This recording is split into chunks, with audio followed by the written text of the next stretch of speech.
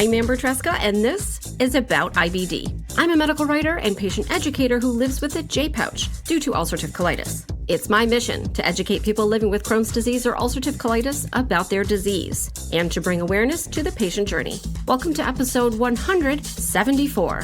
By now, you've probably heard of artificial intelligence and how it might affect medicine in the coming decades. But that's not the only new technology on the horizon for managing IBD and other chronic conditions. My guest is Dr. Neil Parikh. Dr. Parikh is a gastroenterologist, but he has some other notable roles, including Chief Innovation Officer at Connecticut GI and podcast host at The Gut Doctor. He tells us about some of the ideas for how tech might be used in gastroenterology, including smart toilets and remote patient monitoring. He also shares his approach to patient care, which includes banishing the laptop from the exam room, offering some vetted resources, and encouraging patients to keep good symptom diaries. For his colleagues, he has some advice on how to better connect with patients, which could lead to improved outcomes. Plus, I ask him about one of my major concerns with artificial intelligence and other tech that's used in patient care, which is data privacy. Dr. Parikh, welcome to About IBD. Thank you. Thank you so much for having me. Oh, it's my pleasure. So I want to first get an introduction so our listeners can get a picture of who you are. Would you introduce yourself briefly? Sure. Well, Amber, I'm a third grade basketball coach and also coach first grade soccer. I figure I had to start that way. Well, I already have questions, so Okay. I'm a slightly better gastroenterologist than a third grade basketball coach. So yeah, my medical trajectory. I've been practicing for about 11 years now. Mm-hmm. I finished my medical training in Mount Sinai in New York, and then my fellowship at Yale for GI. I'm currently assistant clinical professor at UConn and also a fellow podcaster like you. Yes, and your show is called The Gut Doctor, aptly named. So I want to talk about that. Let's hear about why you got started in podcasting. What was the niche you were looking to fill? So I love listening to podcasts. Mm. And I was in charge of education for the whole group. And we are about 90 doctors, 60 advanced practice providers here in Connecticut. And then COVID happened. Mm. So grand rounds, noon conferences, journal clubs all became more challenging. And I thought podcasts would be a good forum to educate. Did you have any background in audio or anything like that? Did you do college radio or anything like that? No. I think I've been on one NPR commercial for our group. I like to talk, though, if you can't tell. Well, I am glad that you do because I enjoy your show very much, obviously. And I'm not just saying that because I was a guest not too long ago. All right. You do have a lot of different titles, aside from basketball coach. But one of them is Chief Innovation Officer. And this one really, really intrigues me because, well, first off, I don't really know what it is. So if you care to give a little bit of an explanation. And then I'm also interested, though, like what kind of advancements, what kind of innovations are we seeing in digestive health? So yeah, I'm chair of innovation for the GI Alliance and the Chief Innovation Officer for Connecticut GI, which is our local practice. Innovation is a great buzzword, right? It gives us the opportunity to really identify what we need to do to provide better patient care. So I lead a team of 7 gastroenterologists across the country where we get together every quarter to talk about what we think will provide better, high quality, cost effective patient care.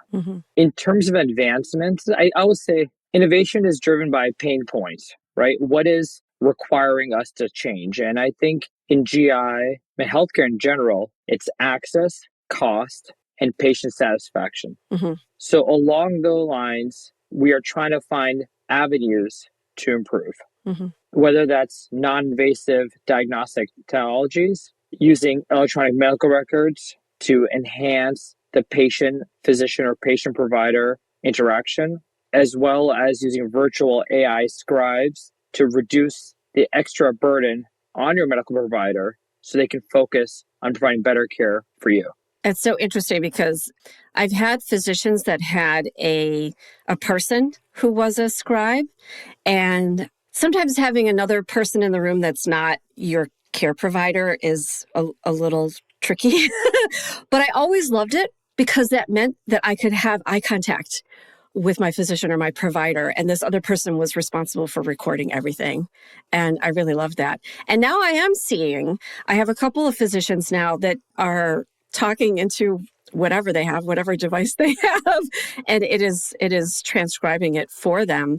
But that's not new, right? That's not a novel thing. Is it better now? Does the AI help? So you're absolutely right. Having a scribe in an office consultation is not new. A lot of specialties, especially the surgical specialties, have been using it for many years. Mm-hmm.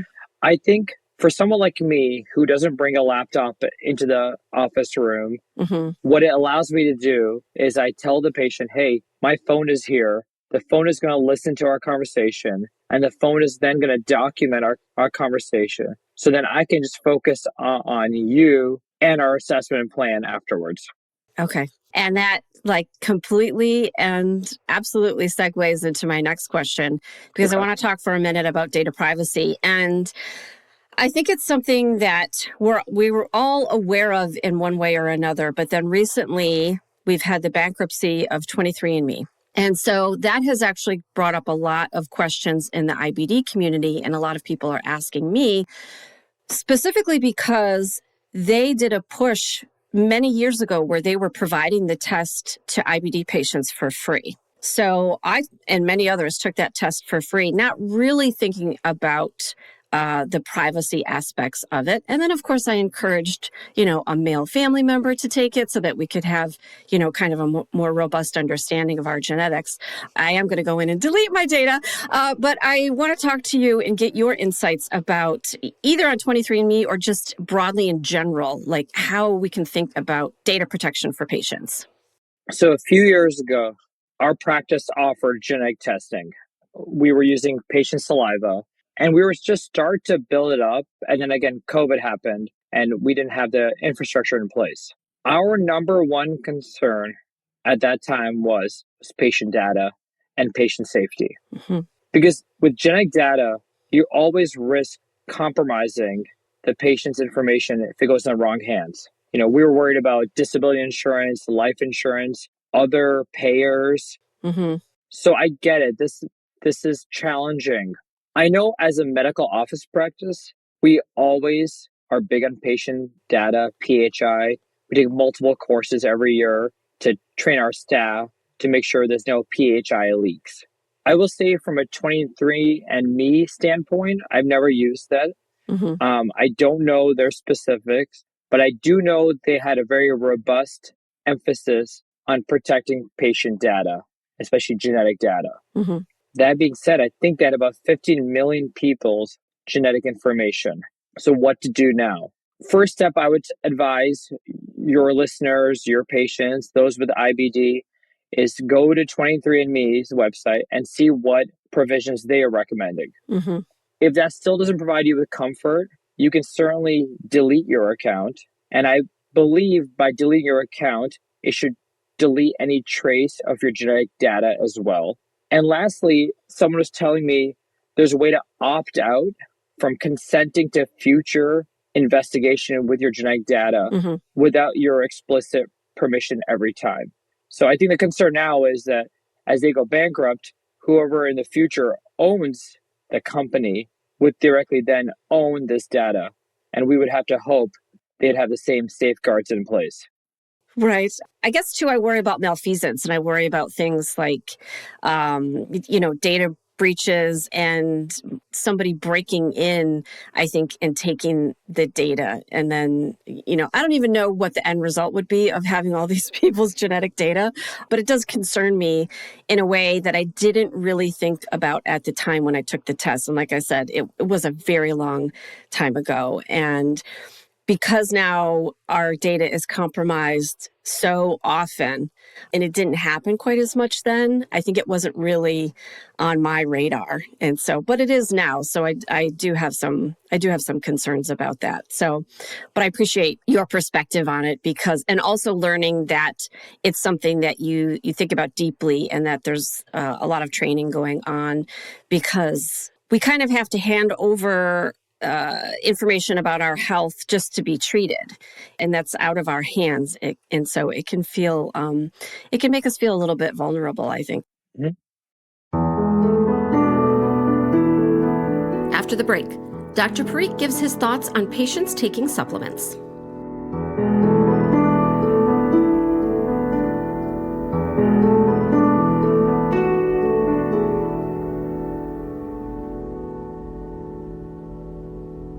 You're listening to me yap right now, so you know I have a podcast. Do you know that I also have a website and a newsletter? I want to encourage you to subscribe to the About IBD newsletter. I send it out once a week, and it contains all of the great stuff that I'm seeing other content creators and nonprofits put together in the IBD space.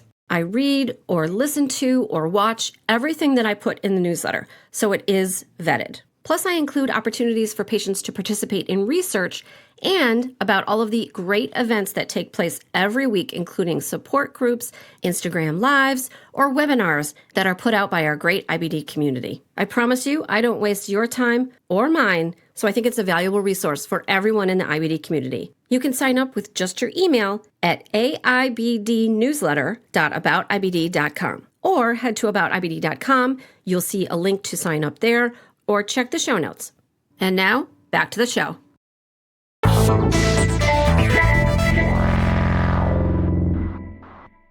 Dr. Parikh, something that we talk about a lot in the IBD community, or that I see a lot, and you probably do too, is that patients and their providers have trouble connecting at times and speaking maybe the same language.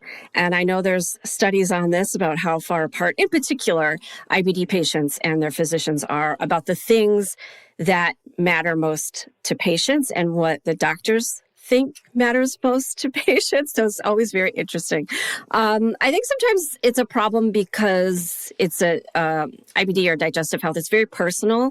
It can be really difficult to even just get somebody in the office and talking in the first place, let alone connecting.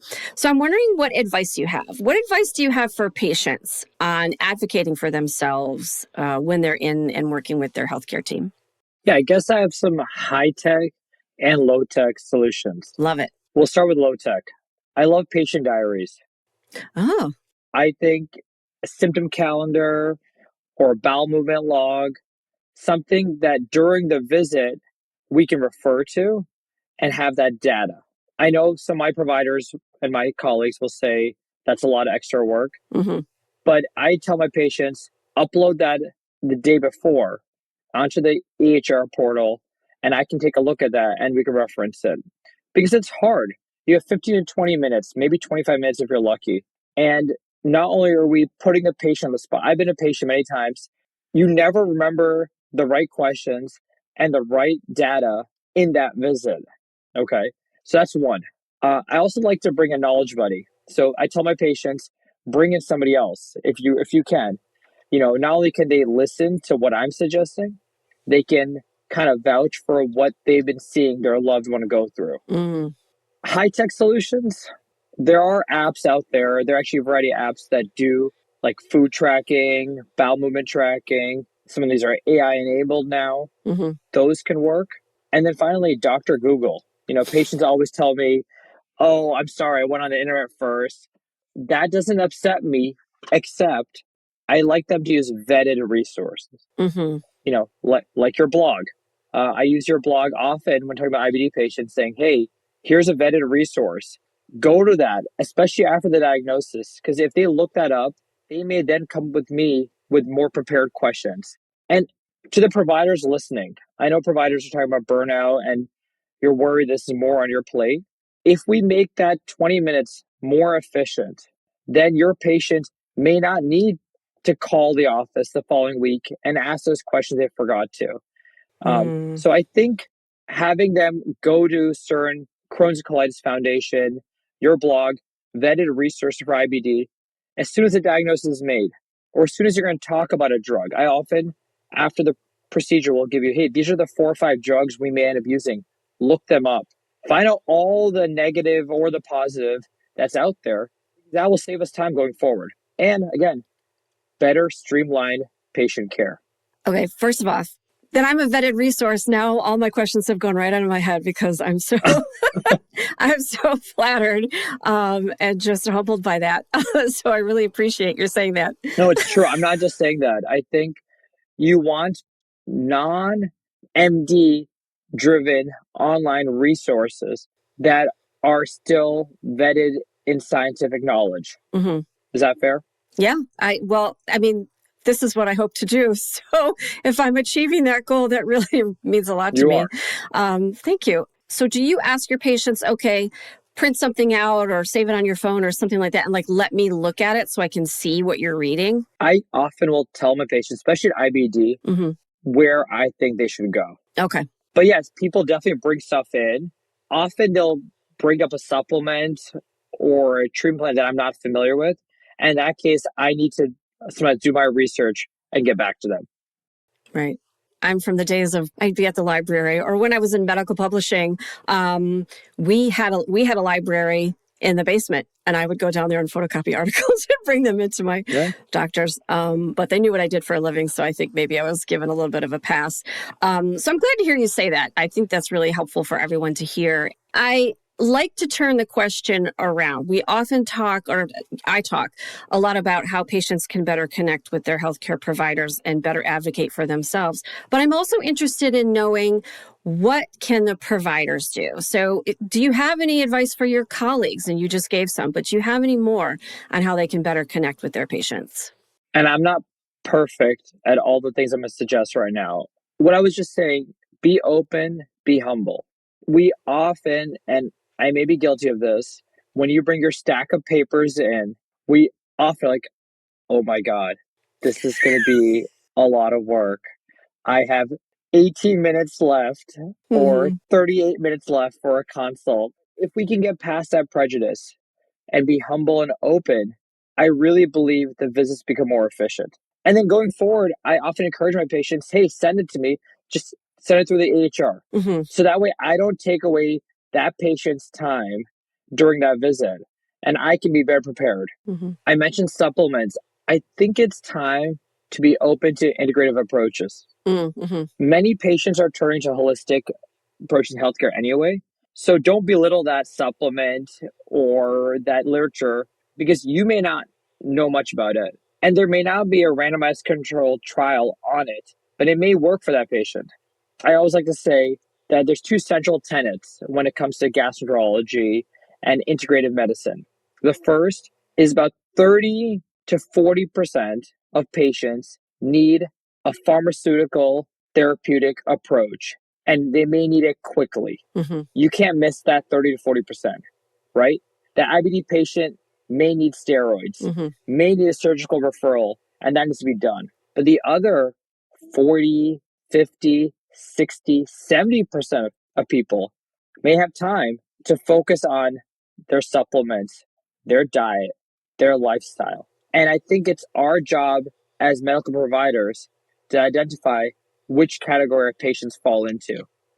I think it's important too. I know in the IBD space, patients are out there trying supplements. They're trying everything. And I think that speaks to a couple of things. One being a dissatisfaction with the medical options or the surgical options that are open to them. And then also the desire to take things in their own hands, maybe, between appointments and try to calm things down before they need to come in and step up therapy or move to something different or whatever. So I think with what you're saying, if you're not engaging your patients on this, they're doing it anyway. So, you better that you discuss it and they'll tell you, I think, what's going on and what they're taking and what they're trying versus you not knowing at all because they're too worried about bringing it up and that you might tell them that it's no use or that they shouldn't be doing it. Yeah, and then the second tenet is that patients don't follow a textbook, right? I say this all the time. So you may not know what's going to work for them. And so if we're open to different ideas, it may end up being, again, better care, better disease course for that patient. Yeah, and I've been surprised in recent years about how often going to like IBD conferences and hearing how many of the people that are presenting are talking about some of the different ways that go beyond, pharmaceuticals and surgery and other things that they're trying with their patients and having some success. So that's really exciting for me to hear. All right, we talked for a minute about maybe some apps you're using like AI to transcribe, which is really helpful so you can face your patient and not have a laptop in the room. I do love that. What else? Is there other technology? There are so many apps out there. What do you think? What kind of technology might be helpful? Yeah, I mean, we mentioned the EHR, right? I think the EHR is the easy first kind of form of technology, the MyChart portal or the patient portal, where you can enhance communication between the provider team and the patient. There are apps, and I'm not getting into individual ones because I think it's very patient specific and also disease specific. Mm-hmm. But I think we're also on the cusp in GI of remote patient monitoring or wearable technologies, right? Cardiology is doing great at this. Mm-hmm. They have the way to track your rhythms, your heart rate. GI, I think, is going to get there and get there pretty soon. Whether it's breath testing, smart toilets were a thing a little bit ago, Mm-hmm. Bluetooth-enabled weight scales, wearable technology, remote patient monitoring will be a part of the GI vertical. I love that. I am waiting for the day, me and many others, I'm sure, for home fecal calprotectin testing. Because if I don't have to bring my sample into the lab, I would be a much happier person. Yeah. All right, Dr. Parikh, you started off talking about how you were a basketball coach. I think you said first grade and third grade. Is that right? Third grade basketball. That was my first year this year. Okay. I've done first grade soccer. Okay. I've been on the bench for t-ball because I don't understand the sport perfectly. I'm still evolving. Did you play sports in high school or college? I wasn't good at anything. I played. My parents made me play. I was there. I was on the field. I got most improved trophy, I think 4 years in a row for t-ball because I think everyone had to have a trophy at that point. That's very funny. What do you find challenging about the coaching and what do you find rewarding? I mean, rewarding, obviously I'm coaching my kids and getting that chance to spend more time with them, especially in a more structured way. Mm-hmm. But coaching in general, it's about teamwork, right? I coached with two of my buddies in basketball, and it was teamwork for us, how we worked together in a non-social setting, and then teamwork with the players. And I think that's healthcare. Agree. And in doing all of the kid things, my kids are 15 and 17. And in the volunteering roles that I've taken on, if you can find at least one other person that's in it with you, and if they're a friend, that's super helpful. Like you can do anything together. You can run anything together, and it makes it so much better. That's amazing. I love that you are able to find the time to be able to, or you make the time, like frankly, right? Like you have to actively make the time to do the coaching. It's been lovely to talk to you, and I want to make sure that everybody can find your show. You have a wide variety of topic and guests. You have focused on IBD more than once, for which I'm grateful. I'll just tell you, my favorite episode, I think, was where you interviewed your colleague and you did his colonoscopy. So Yes, a very appreciative colleague. I just loved it. So tell me more about The Gut Doctor and where everybody can find it. Sure. So it's available on all, I think, natural standard platforms, Apple, Spotify, Google. I'm thinking about getting onto YouTube, but I haven't done it yet. Mm-hmm. And I'm not as fancy as you, so I'm still audio only. I also record at 10 o'clock at night in a makeshift closet, so I'm not sure it would be the greatest visual either. I definitely started in the closet as well and then just upgraded over the years. And it gets to be a little bit like you just can't help it because there's always another microphone, there's always another gadget. And as a lover of gadgets, it's just upgraded it over time just because you want to be better, but also it's just, I don't know, it's just fun in a way. I bet. Well, I would love to see you do video. I would support that. So I hope that you get there, although I know how much time and energy it takes. And you've got a lot of roles and already as a gastroenterologist and then also as a dad and as a coach. So I wish you all the best with the Gut Doctor and in hopefully finding some time to bring some video as well as audio. Amber, this was fantastic. Please continue what you're doing. I wasn't just saying that earlier. I think it's nice to have resources for our patients, and you've been a great one. Oh, thank you so much. I really appreciate it. Hey, super listener. Thanks to Dr. Parikh for making the time to record with me. Dr. Parikh is a fellow podcaster, and his show is called The Gut Doctor. It's a brilliant name because as a community GI, he sees patients with all kinds of digestive conditions. He covers many topics, including colon cancer, diet and nutrition, herbal supplements, and even fitness and IBD with friend of the show and one of my previous guests, IBDologist Dr. Neil Nandi. As always, links to a written transcript, everyone's social media handles, and more information on the topics we discussed is in the show notes and on my episode 174 page on aboutibd.com. Thanks for listening. And remember, until next time, I want you to know more about IBD. About IBD is a production of Mal and Tal Enterprises.